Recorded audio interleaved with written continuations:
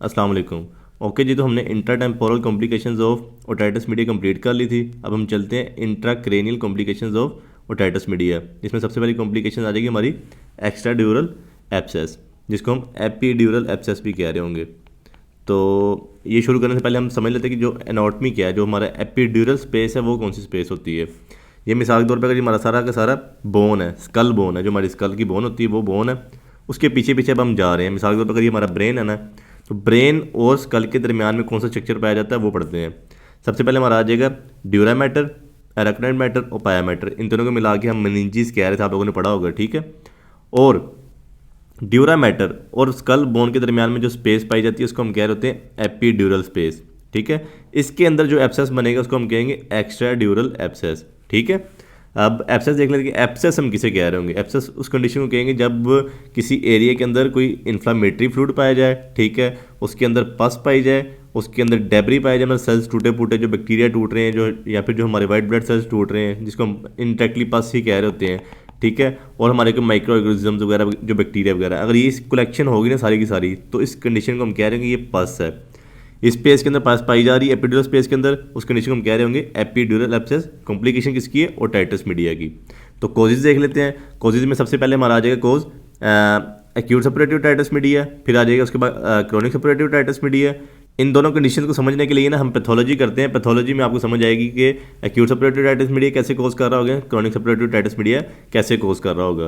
Pathology देखते हैं। Pathology में ना हमने हमेशा बात याद रखनी है कि हमारी जो बोन है ना, ऊपर वाली जो इंटैक्ट बोन है, स्कल बोन है, स्कल बोन टूट रही होगी, टूटेगी तो हमारी यहाँ पे इस स्पेस के अंदर हमारा पस वैक्यूएट होगा, मतलब यहाँ पे पस आके रुकेगी। बाहर से इन्फेक्शन हुआ, बाहर से पस आ रही है। अब आप लोग सोच रहे हो कि ओटाइटिस मीडिया तो पस कहाँ से आ रही है, बाहर हमारा स्कल बोन तो नहीं ना टूट रहा।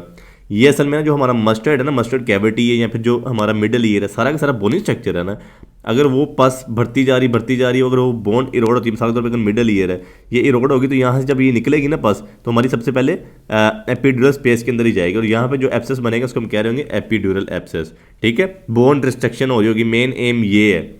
अब एक्यूट सेपरेटिव ओटाइटिस मीडिया के अंदर हमारी बोन कैसे रोड हो रही होगी। जब हमने एक्यूट सेपरेटिव ओटाइटिस मीडिया पढ़ा था, मैंने बताया था कि हमारी हाइपरईमिक डीकैल्सिफिकेशन हो रही होती है। मिसाल के तौर पर अगर ये हमारा मिडल ईयर है, ठीक है, इसकी साइडों पे जो हमारी ब्लड वेसल है ना, वो इन्फ्लामेटरी कंडीशन के अंदर कंजेस्टेड हो जाती है, ठीक है। वो इनफ कैल्शियम नहीं प्रोवाइड कर रही होगी हमारी बोन को, ठीक है। हमारी बोन्स को कैल्शियम नहीं मिल रहा होगा, हमारी बोन्स वीक हो रही होगी, और ऊपर से हमारा अंदर पस भी भर रही, पस बढ़ती जा रही, और पस भी अंदर से प्रेशर डाल रही है बोन के ऊपर। बोन पे अंदर से भी प्रेशर डाल रहा है, बाहर से ब्लड से उसको कैल्शियम भी नहीं मिल रहा, अंदर से प्रेशर नेक्रोसिस हो रही होगी। जो हमारा बोन तो ऑलरेडी वीक होगी, उसको कैल्शियम भी नहीं मिल रहा, अंदर से हमारी जो पस है ना वो प्रेशर नेक्रोसिस करेगी। तो इस कंडीशन को हम कह रहे होंगे हाइपरईमिक डीकैल्सिफिकेशन हो रही है बोन की। तो बोन इरोड होगी, जो अंदर हमारी पस है वो निकल के हमारी एपिड्यूरल स्पेस के अंदर चले जाएगी। और separative chronic separative otitis media के अंदर मैंने बताया था, जो कोलेस्टिटोम है वो ऐसे एंजाइम रिलीज कर रहा होता है, जैसे कोलाजिनेसिस वगैरह, या फिर जो एसिड फॉस्फेटेसिस वगैरह है, वो हमारी बोन को डिसॉल्व कर रहे होते हैं। बोन को ये एंजाइम डिसॉल्व करते जाएंगे, कोलेस्टिटोम आगे आगे बढ़ता जाएगा, उसमें से जो इन्फेक्शन मटीरियल है, बैक्टीरिया वगैरह, वो हमारे एपिड्यूरल स्पेस में जाएंगे, वहाँ पे एब्सेस बन जाएगा, तो उसको हम कह रहे होंगे एक्स्ट्रा ड्यूरल एब्सेस। उसके बाद ना वीनस थ्रोम्बोफिलाइटिस भी एक कंडीशन कोज कर रहा होगा। वीनस थ्रोम्बोफिलाइटिस को समझने से पहले आप लोगों ने इस डायग्राम को देख लो एक दफ़ा, ताकि आपको समझ आ जाए कि ये कैसे हो रहा होगा।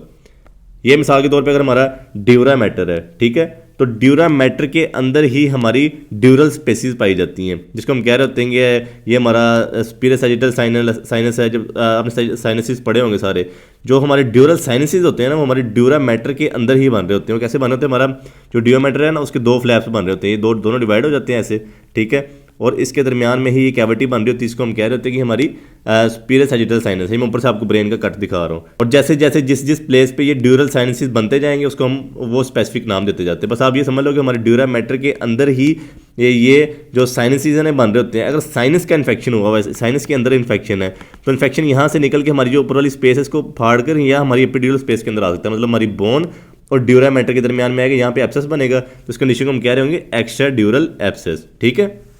और जो हमारा इन्फेक्शन हो रहा होगा ना, वीनस थ्रोम्बोफिलाइटिस जो है हमारा, जो आप कह रहे हो कि ड्यूरल साइनसिस का इन्फेक्शन हो रहा है, वो भी ओटाइटिस मीडिया ही कर रहा होगा। पहले वो उसने ड्यूरल वीनस साइनसिस को हमारे तबाह किया होगा, बर्बाद किया होगा। वो आपको आगे जब पढ़ाऊंगा लेटर, जब हम पढ़ेंगे लेटर वीनस थ्रोम्बोफिलाइटिस, उसके अंदर कैसे सिग्मोइड साइनस से हमारा इन्फेक्शन जा रहा होगा हमारे ड्यूरल साइनसिस के अंदर, फिर ड्यूरल साइनसिस से निकल के हमारा एक्स्ट्रा ड्यूरल एब्सेसिस बन रहे हैं। उसके बाद हमारे क्लिनिकल फीचर्स क्या आएंगे? क्लिनिकल फीचर नॉर्मली ना साइलेंट ही होते हैं, एसिम्प्टोमेटिक होते हैं, कि मतलब पेशेंट को पता नहीं चलता है कि कोई मसाइल चल रहा है। लेकिन ये हम ना जब कोई मतलब कोर्टिकल या मॉडिफाइड रेडिकल मस्टेक्टमी करने की कोशिश करते हैं तब हमें एब्सेस नज़र आते हैं, ठीक है। वो भी हमें अचानक ही नज़र आते हैं, लेकिन पेशेंट को इतने सिम्टम नहीं आ रहे होते। लेकिन कभी कभार जब सस्पेक्ट हो जाए उसके बाद हमें जो सिम्टम्स आते हैं ना, वही होता है कि परसिस्टेंट हेडेक हो रहा होता है, और हेडेक भी सिर्फ उस साइड पे हो रहा है जिस साइड के कान में मतलब मसाइल जा रहा है। अगर राइट साइड के कान के अंदर ओटाइटिस मीडिया जा रहा है ना, तो राइट साइड पे ही दर्द होगा और परसिस्टेंट इन नेचर होगा, मतलब होता ही रहेगा दर्द।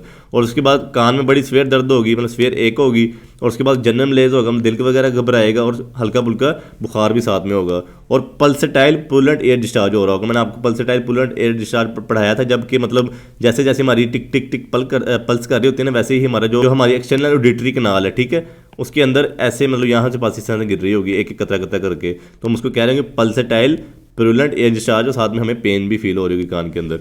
और उसके बाद एक कंडीशन होती है कि ना हमारी पेन डिसअपीयर हो जाती है जब हमारा डिस्चार्ज निकलता रहता है। अगर हमारा मिडिल ईयर है ना ये सारा का सारा, तो मिडिल ईयर से अगर डिस्चार्ज निकलता रहेगा, मतलब यहाँ पे एब्सेस बना हुआ है, एब्सेस का ताल्लुक हमारा मिडिल ईयर के साथ हुआ हुआ है। एब्सेस का जो पस वगैरह एब्सेस के अंदर है वो पास निकल के हमारी मिडिल ईयर में आ रही है, मिडिल ईयर से पास निकल के हमारी एक्सटर्नल ईयर में जा रही है। अगर ऐसा होता रहता है तो हमारी पेन डिसअपीयर हो जाती है, पेन वगैरह फील नहीं होती। अगर पस कलेक्टेड होना शुरू हो जाए, मतलब हमारे यहाँ से जो टिम्पैनिक मेम्ब्रेन है वो पस को बाहर ना जाने दे, वो मिडिल में कलेक्ट होना शुरू हो जाए, या फिर एब्सेस बड़ा होना शुरू हो जाए, तो उस कंडीशन के अंदर हमें पेन बहुत ज़्यादा फील हो रही होगी। अगर स्पॉन्टेनियस एब्सेस डिस्चार्ज हो रहा है तो पेन खुद ब खुद ही डिसअपीयर होनी शुरू हो जाएगी। डायग्नोस हमने किस बेस पे करना है? कंट्रास्ट इन्हांस्ड सीटी स्कैन करना है, जिसके अंदर हमने कंट्रास्ट मटेरियल का इंजेक्शन दे रहे होते हैं, वो मतलब एक डिटेल है, तो उसके अंदर हमें पता चलता है कि ये एब्सेस है और बाकी हमारा ब्रेन नॉर्मल है। या फिर हम MRI वगैरह करके तो एब्सेस को फाइंड कर लेते हैं। फिर इसका ट्रीटमेंट क्या होगा? ट्रीटमेंट में हमारा आ जाएगा कि हमने सबसे पहले कोर्टिकल या फिर मॉडिफाइड रेडिकल या फिर रेडिकल मस्टेक्टमी करनी है, क्योंकि आपको पता है जो बेसिकली जो हमारा मस्टर्ड है ना, मस्टर्ड के अंदर ही इतनी ज़्यादा पस कलेक्ट हुई होती है, उसकी ही सबसे पहले बोन डिजोल्व होती है, और उसमें से ही हमारा जो अंदर पस मटेरियल वो निकल के हमारी एपिड्यूरल स्पेस के अंदर जा रहा है। तो हमने सबसे पहले पॉजिटिव एजेंट को रिमूव करना है, जो मस्टर्डेटस हुआ है, सबसे पहले हमने उसको ठीक करना है। उसके लिए हमें मस्टेक्टमी करनी है। उसके बाद हमने फिर एब्सेस इवैक्यूएशन करनी है। मिसाल के तौर पे अगर ये हमारी सामने ये बोन है, स्कल बोन है, और एब्सेस यहाँ पे पाया जा रहा है, तो स्कल बोन की तरह रिमूव करेंगे हम, यहाँ से एब्सेस को बाहर निकाल लेंगे और एब्सेस को हम रिमूव कर देंगे। और लेकिन ये सर्जरी हमने तब करनी है जब हमारा जो पीछे जो ड्यूरल साइनसिस ना उसके अंदर इन्फेक्शन कोई ना हो। अगर उसके अंदर इन्फेक्शन होगा तो फिर मसले मसाइल बढ़ेंगे। ड्यूरल साइनसिस क्लियर होना चाहिए, पहले एंटीबायोटिक वगैरह देकर उसको क्लियर करना है, और उसके बाद हमने एब्सेस इवैक्यूएशन करनी है। उसके बाद फिर हमारा आ जाएगा पस इवैक्यूएशन। पस इवैक्यूएशन में कैसे करनी है कि अगर मिसाल के तौर पे आपको मैं बता चुका हूँ कि हमारी पेन बहुत ज़्यादा बढ़ती जाएगी अगर हमारा अंदर जो ये एब्सेस है ये बढ़ता जाएगा, अंदर पस बढ़ती जाएगी। तो उस कंडीशन के अंदर हम देखते हैं कि हमारी अगर टैगमेंट टिम्पन आई, जो हमारा मिडिल ईयर है, आपको बताया था मैंने, उसका जो हमारा रूफ होता है, और रूफ उसका बिल्कुल ठीक है ना, अभी उसकी टैगमेंट टिम्पन आई टूटी नहीं हुई, क्योंकि आप सबसे पता है कि टैगमेंट टिम्पन आई सबसे बारीक बोन, सबसे पहले ये इरोड होती है। अगर वो इरोड नहीं हुई, वो टैगमेंट टिम्पन आई बिल्कुल ठीक है और एब्सेस ऊपर है बिल्कुल यहाँ पे, तो हम टैगमेंट टिम्पन आई को खुद इंटेंशनली रिमूव करेंगे ताकि हमारी पास यहाँ से निकले और हमारी मिडिल एयर से बाहर आ जाए, ताकि हमारा जो पेन के सिम्टम्स है ना वो ठीक हो पाएँ। या फिर हम साइनस प्लेट को इंटेंशनली रिमूव करते हैं। साइनस प्लेट ना ये हमारे जो मस्टर्ड एयर सेल्स है ना वहाँ पे पाई जाती है, नीचे से हमारा सिगमेंट साइनस गुजर रहा होता है, और जो मस्टर्ड के साथ जो मस्टर्ड की प्लेट वहाँ पे आ रही होती है उसको हम कह रहे होते हैं साइनस प्लेट। तो साइनस प्लेट को भी हम इंटेंशनली रिमूव कर रहे थे ताकि हमारी जो पस है ना अंदर एब्सेस के अंदर जमा हुई है वो बाहर निकल सके। उसके बाद हमने एंटीबायोटिक कवर देना है पेशेंट को अच्छे तरीके वाला 5 दिन के लिए, और साथ में हमने देखना है कि पेशेंट को कोई मेनिंजाइटिस वगैरह तो नहीं हो रहा है, या फिर कोई क्रेनियल एब्सेस तो नहीं हो रहे,